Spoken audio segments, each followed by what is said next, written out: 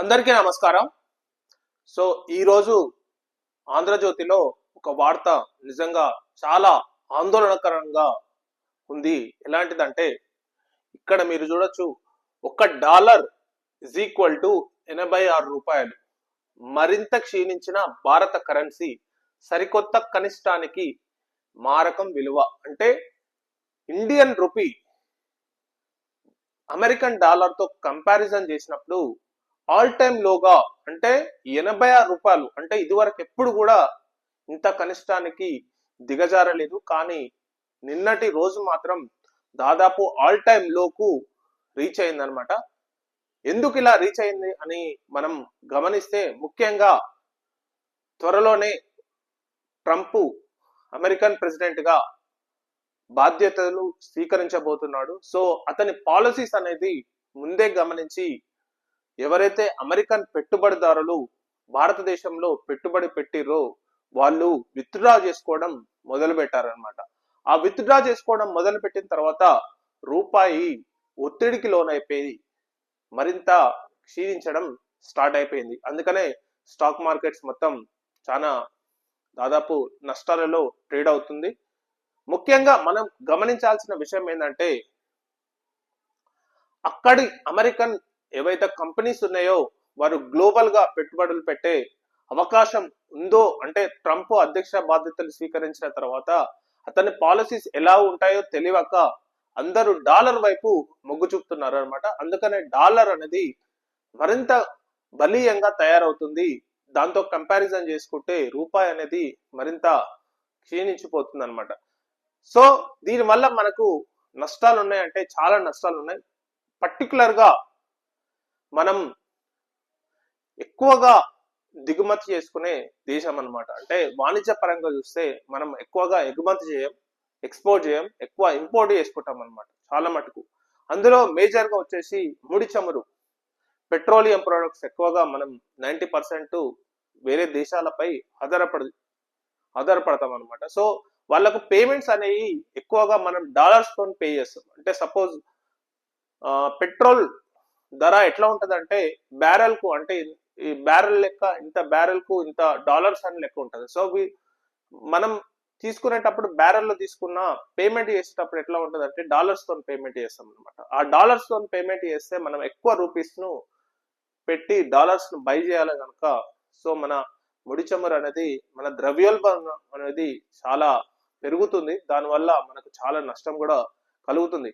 ఇంకోటి ఏంటంటే, చాలా మటుకు మన ఎన్ఆర్ఐలు, అంటే మన దేశం నుంచి వివిధ దేశాలలో, అంటే అమెరికన్ కంట్రీస్ లో స్థిరపడిన వారు మనకు డాలర్స్ పంపించినప్పుడు వాళ్ళకు రూపీస్ తో పేమెంట్ చేసినప్పుడు మనం ఎక్కువ పేమెంట్ చేయాల్సి వస్తుంది. సపోజ్ వాళ్ళు ఒక $1000 పంపిస్తే ఇండియాకు 86,000 మనము ఇక్కడి నుంచి వాళ్ళకు ఇవ్వాల్సి ఉంటది. సో ఆ పరంగా కూడా మనం ఎక్కువ డబ్బులు పే చేయాల్సి ఉంటుంది. దీనివల్ల ఏంటంటే ఆర్థిక వ్యవస్థ చిన్నాభిన్నం అయ్యే అవకాశం అనేది చాలా ఉంది. సో మేజర్ గా వచ్చేసి ట్రంప్ పాలసీ వల్ల ఒకటి, ముడి చమురు వల్ల రెండు, ఈ రెండిటి వల్ల డాలర్ అనేది రూపీతోని కన్సిడర్ చేసినప్పుడు డాలర్ అనేది మరింత బలపడుతుంది, రూపీ అనేది మరింత క్షీణించిపోతుంది అనమాట.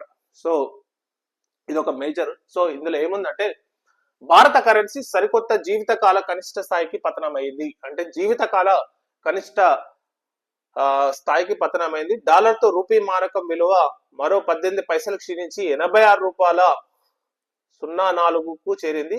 ఎక్స్చేంజ్ రేటు 86 దాటడం ఇదే తొలిసారి. సో 86 రూపాయలు అంటే డాలర్ తో ఇండియన్ కరెన్సీ రూపీతో పోల్చినప్పుడు 86 రూపాయలు దాటడం అనేది ఇది మొట్టమొదటిసారి. అందుకని ఆల్ టైమ్ కనిష్టం. మనకు తెలిసి 1947 లో డాలర్ ఇండియన్ రూపీ కరెన్సీతో పోల్చినప్పుడు మనకు దాదాపు 3 రూపాయల పైసలు ఉండే, అంటే 3 రూపీస్ ఉండే డాలర్. సో ఇప్పుడు ప్రెసెంట్ గా దాని వాల్యూ అనేది అంటే ఎంత క్షీణించి 86 రూపాయలు మనం పే చేస్తున్నామంటే, సో ఎంత క్షీణించిందో ఒకటి మనం చూడొచ్చు.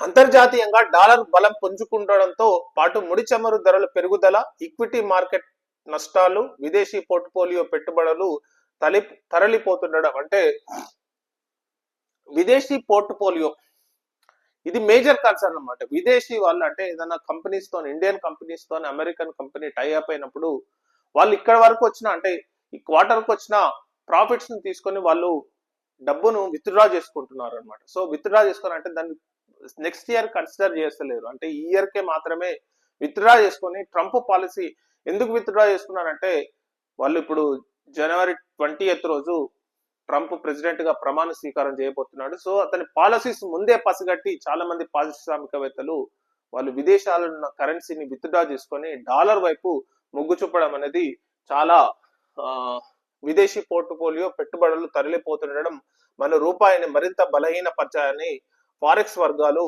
తెలుపుతున్నాయన్నమాట. ఈ నెల 20న అమెరికా కొత్త అధ్యక్షుడిగా బాధ్యతలు చేపట్టనున్న డొనాల్డ్ ట్రంప్ హయాంలో వాణిజ్య ఆంక్షలు పెరగవచ్చునన్న ఆందోళన కారణంగా దిగుమతిదారుల నుంచి డాలర్ కు డిమాండ్ పెరిగిందని, దాంతో డాలర్ విలువ రోజు రోజుకు పెరుగుతుందని పేర్కొన్నారు. సో ఇది మేజర్ గా అనమాట.